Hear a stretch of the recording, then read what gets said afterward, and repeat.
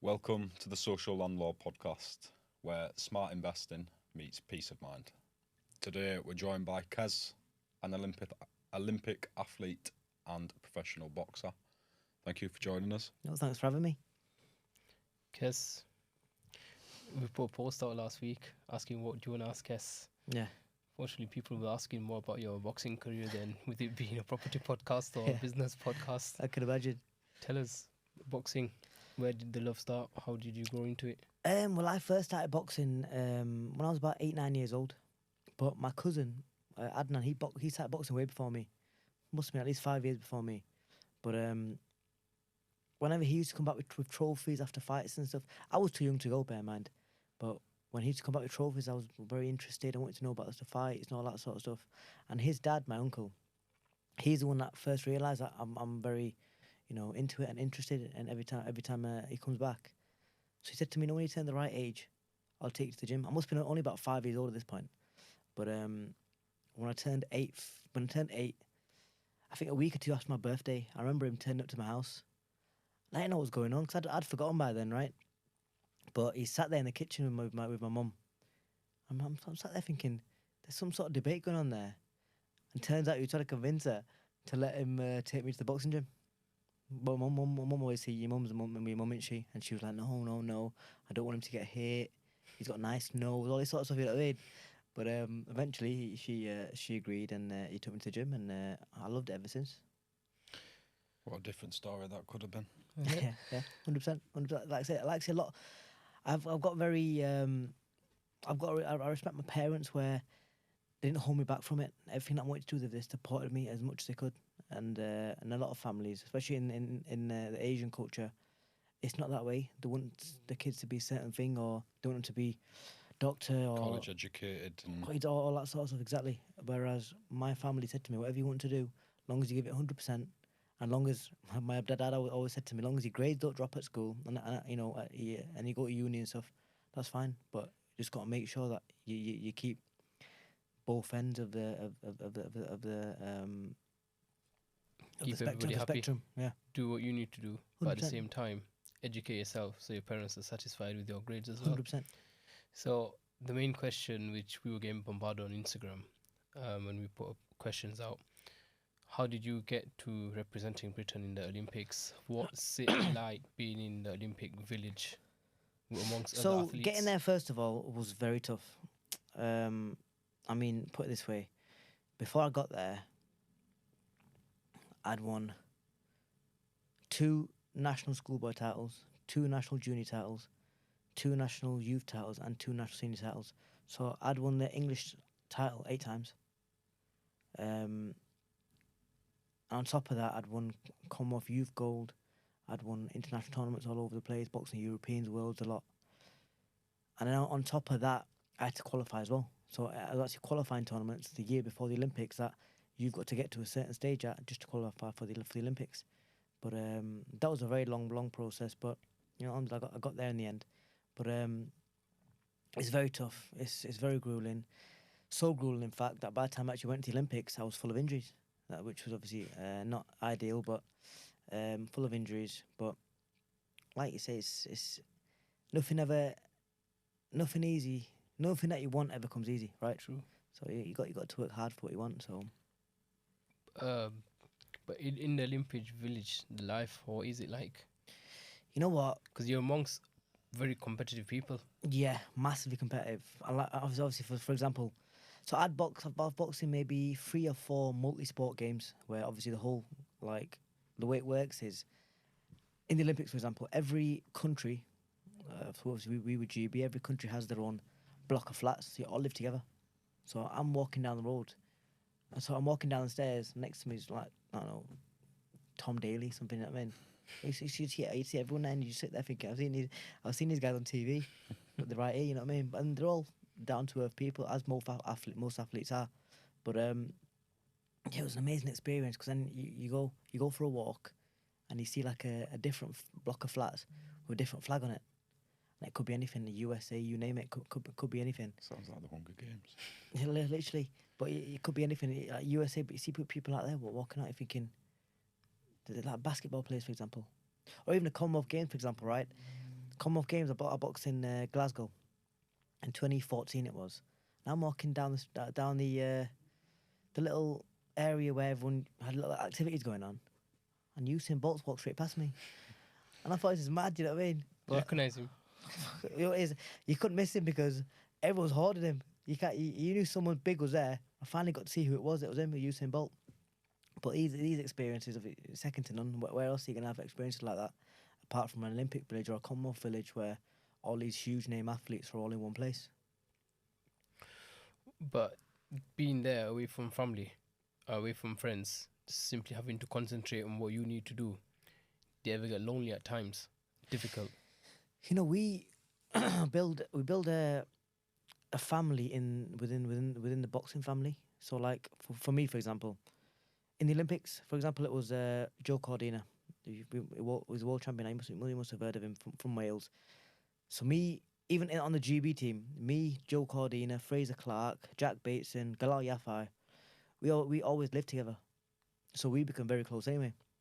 So when we were away in tournaments abroad, at least one of us, or at least a pair of us, would be at that tournament at the same time.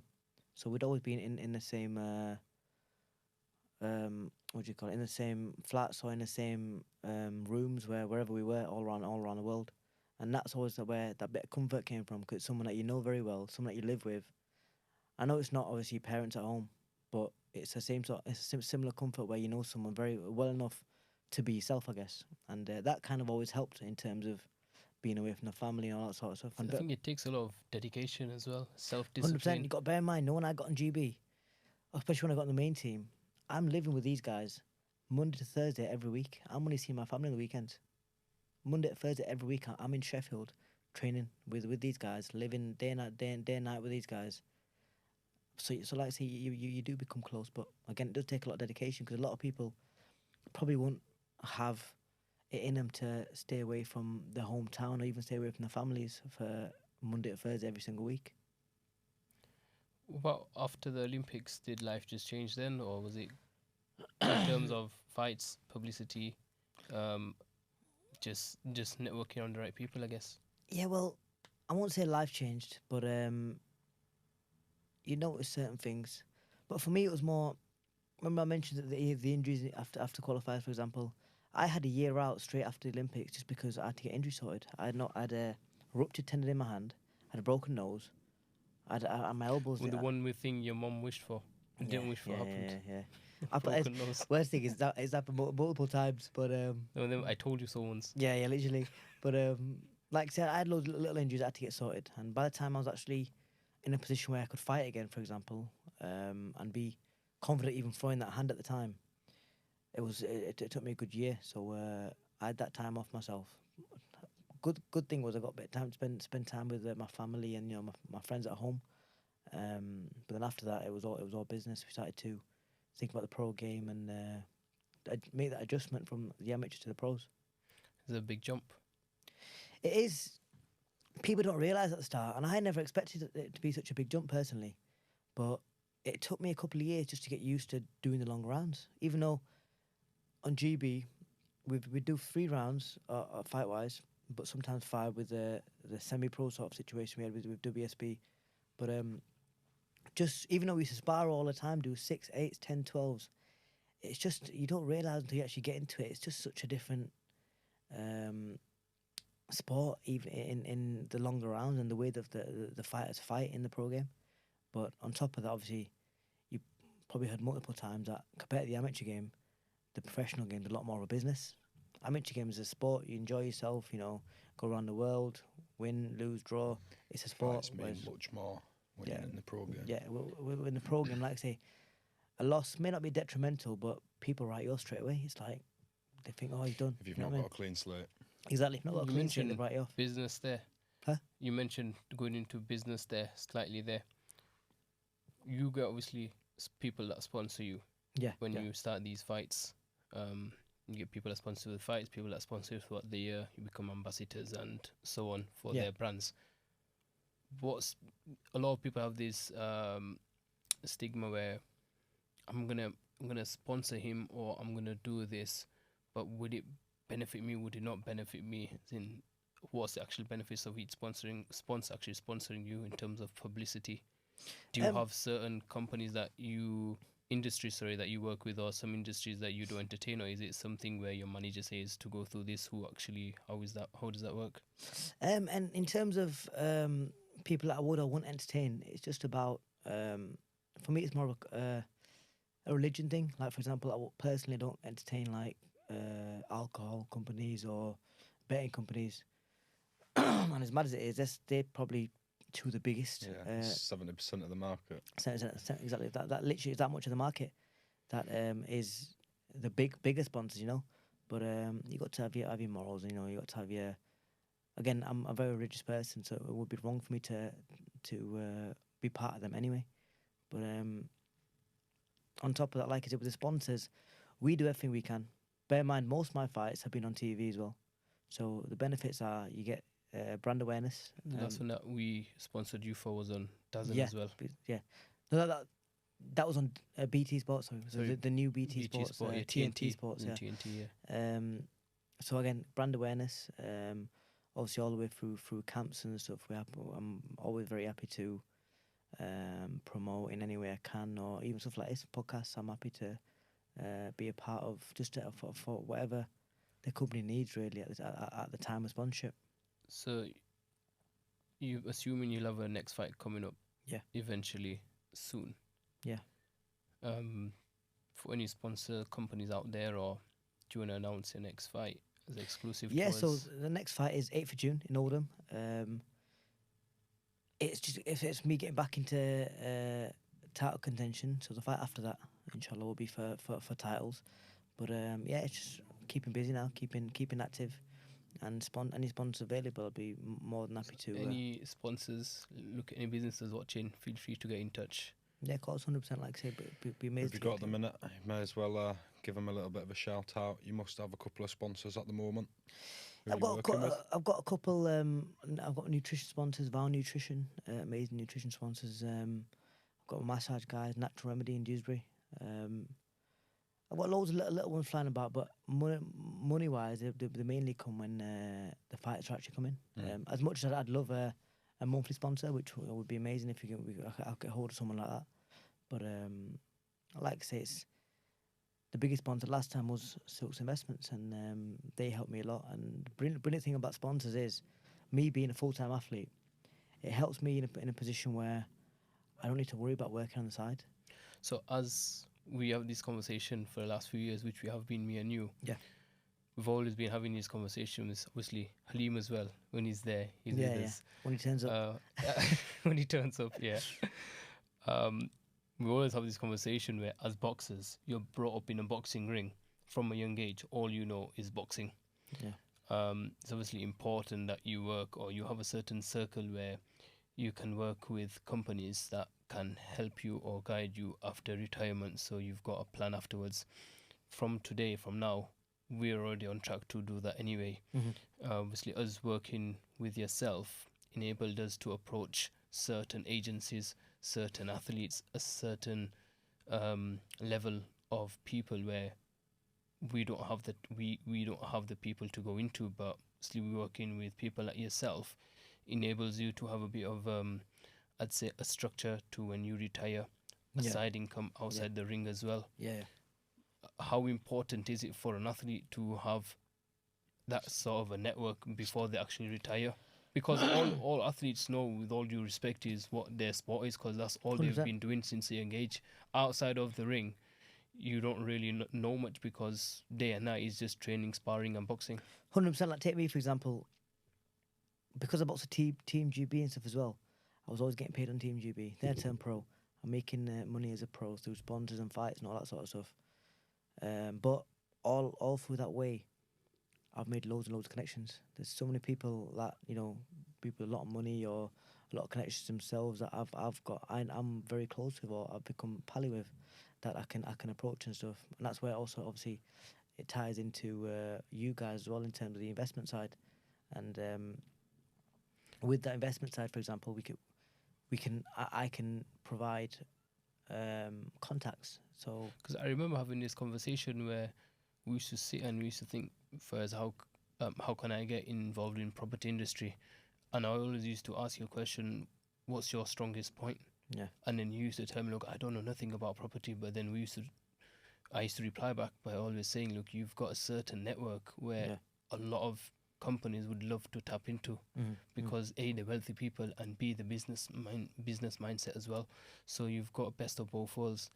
And now with me, it's like when I've got certain properties working with you, and guess we got clients for this deal that it works for. It might be management agencies, or it might be a certain superstars, or it might be certain wealthy people. You've got these type of connections, and you say your network is your strongest point of everybody. Your network is your net worth. That's what they say. Yeah. And just by me and you, you've now understood why we used to say before, your network is your net worth. Yeah. Just me bringing these deals to you, you're now involved in the property industry without even having too much knowledge or having to do too much work. Yeah, like say you do what you're good at, I guess, or what your assets are, right? Yeah. And that's what I'm obviously trying to tap into now. And with myself, for example, it's as athletes in general, I'd say we're always thinking about ways to make money outside of the sport, I guess. And I think when you're competing in something as intensive as yourself, it is always an age-limited yeah, sport. Even football, rugby, everything, Yeah. because it's, so physically demanding. Yeah, always have a timer on it, no matter how early you start. So I suppose you have always got to have something lined up or planned. Yeah, 100%. Obviously, we all wish to make enough money through the sport where, we can make enough investments and never have to worry about money side of stuff after our careers. But you've also also need to have that backup plan, I guess. And It'd be silly to take that gamble, I think. exactly, especially I've got a little boy. He's nearly 4 years old now, and for me, or boxing itself and life itself, really, for me, it's all about putting him in the right positions and giving him what I couldn't have, or giving him the right upbringing and giving him the best chance I can as a father, and that's the most important thing for me. In terms of when you guys, what age is it that when you start looking at, like, okay, fine, now I need a backup plan now. To have I something need a backup plan, really. Because in the boxing career, God forbid, but you're always an injury away It's from true. early It's true. retirement. And I know See, people that's It's any that's sport, happened really, to. even football. I've had training partners that's happened to. Oh, I remember one time, a very good friend of mine, Joe Eco in Manchester. He's fighting for a title, and to be fair, it was a very close fight as well. But I think it was the last round or 2 rounds before the end. I'm looking in the corner. He don't look right. Legs shaking. I'm thinking, what's going on here? Referee stops it. And I remember being in the hospital with him all night that night because he had a bleed in his brain, and through no fault of his own, because he'd done everything right, but very hydrated.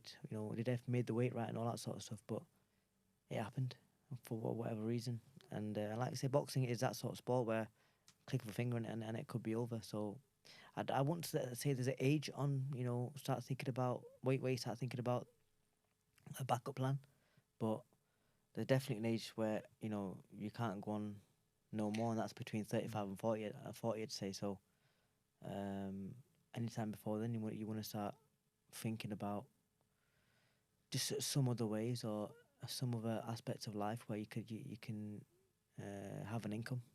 So, controversial one for you then. Yep. This is one of your shorts. Go on. You say 35 to 40 years old. Some of the more seasoned heavyweight champs, Fury, things like that, they are, even some of them, over 40 years old. He's saying the time's up. Are you coming for the spot? No, see, with the heavyweights, for whatever reason, physical reason, I'm guessing, but for whatever reason, they always seem to go on a bit later. Again, I'm not. I think it's also like timing and reaction-wise. For example, heavyweights punch a lot slower than flyweights, for example, right?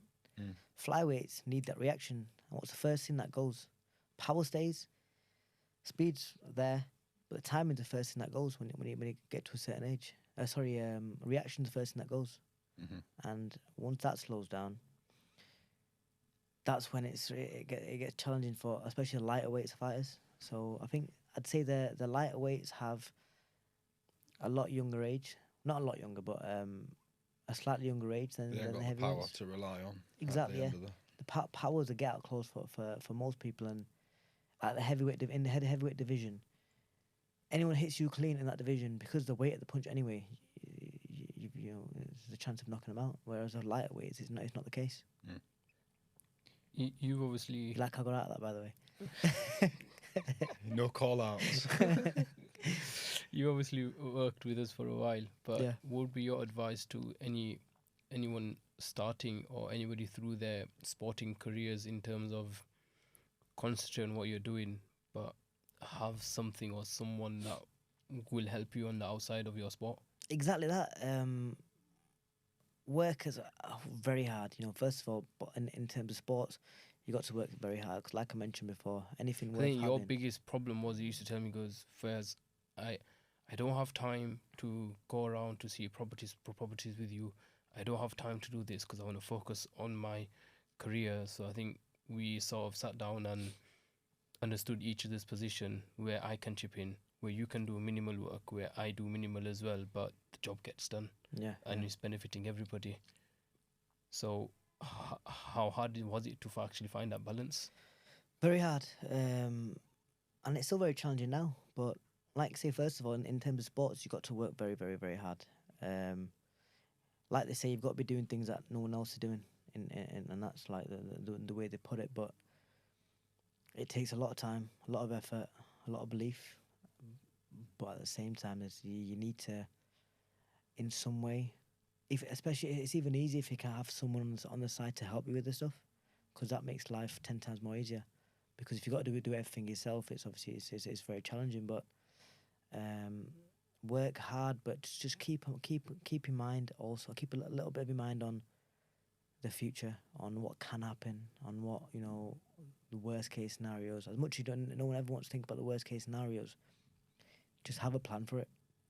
That doesn't mean it's gonna happen or your head's on that, so to speak. But just in case, have something planned there, and that's when where, for example, that's exactly why my father, for example, when I was a kid, I remember he used to go to parents' evenings, right?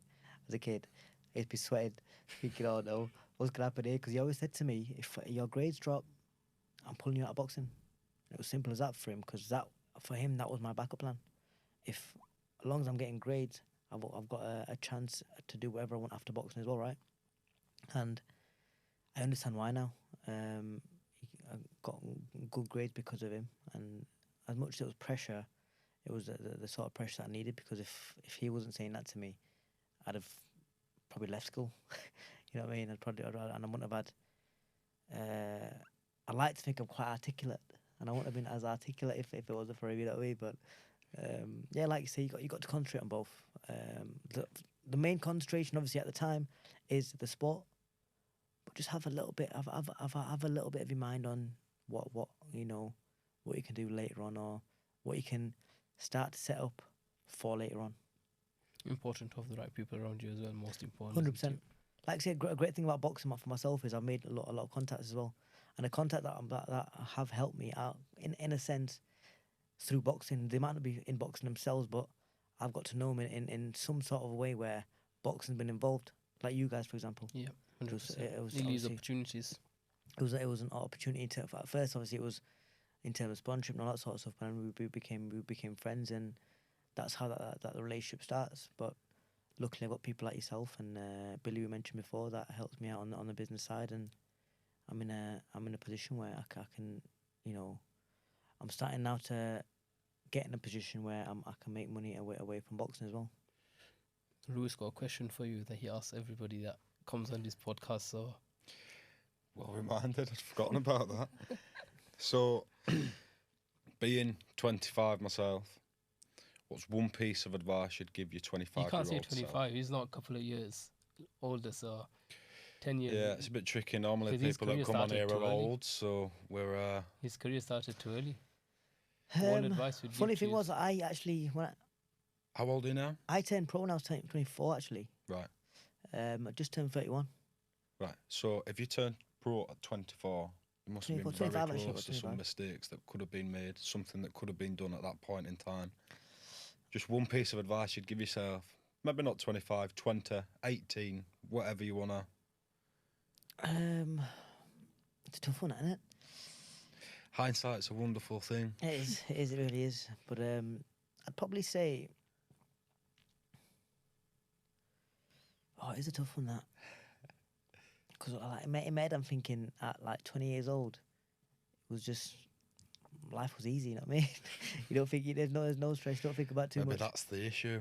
Yeah, I know myself, when I was 20 years old, younger than that, life was easy. Yeah. Because life was easy, you think it's always going to be easy. Too comfortable. Exactly, all these little things we're talking about today, Yeah. you don't think of. You don't get started, or I didn't get started in anything that I actually wanted to do until maybe 3-4 years ago when I started working with Citywide. Yeah. Up until then, it was just, like you say, life was easy. Yeah. You always thought it was going to be easy, and it's not until you get dropped in the shit. Yeah. Nicely put. See, for me, Do you about 20 years old, for example, I was on Team GB, getting paid to box. He had his life together. We can't ask him these questions. No. But like that was kind of, again. That's why in my head, life not easy, because obviously being on Team GB was very challenging. But As good as it could be. yeah, it was going well in a sense. Anything you would change then, even after you turned pro? Well, after Any I turned, advice I was a lot after I turned pro. Because again, like I said, it becomes more of a business. Just be ready for the business side of Pre-plan. yeah, pre-plan, exactly that, and have people around you that can advise you the right way. I mean, that's something everybody says on these podcasts. Because there's been so many situations for me where I've not been advised the right way, and it's put me in the shit, so to speak. But just have the right people around you as well. It's very important to have the right people around you, because they're the people that are gonna keep you away from and get you out of the nonsense when the time comes. And I think it's more important to keep level-headed people around you. 100%. And it's easy, where especially in someone in your position, can easily be dragged along by the publicity. But having a level-headed person keeps everything in line. Well, like I say, you didn't lose yourself halfway through. There's no alcohol, no bet 365, no. See, so I'm you stayed with the right group of people. I'm the obviously. youngest of 5 siblings, though, bear in mind. So I've always got my 2 older brothers to, keep me in check as well. That's always helped. I mean, your family's always there as a. How does that work being a pro boxer? Well, I took some beatings as a kid. Why aren't they in the ring? I probably should say that, but but I guess that's what made me. I guess it's a weird one where I've got 2 brothers and 2 sisters that are all elder than me, right? And I'm actually, my age-wise, I'm closer to my sisters, so I spent a lot of time with them. So I guess maybe got the good parts or the kind side from them. Whereas my 2 older brothers, they weren't always that way, but they made me tough. Brothers and are that's what you need. Yeah, that's what you need. And that's what, listen, at this day and age, you need to have that toughness around, and they instilled that in me. I guess it's been a very open conversation. I think we'll have some part 2, depending on how this goes out, but I'm pretty certain. Yeah, 100%. But thank you for coming on, No, Qais. pleasure. I'm always there. Whenever you need me, I'm a phone call away. Thank you very Lovely. much. Appreciate it.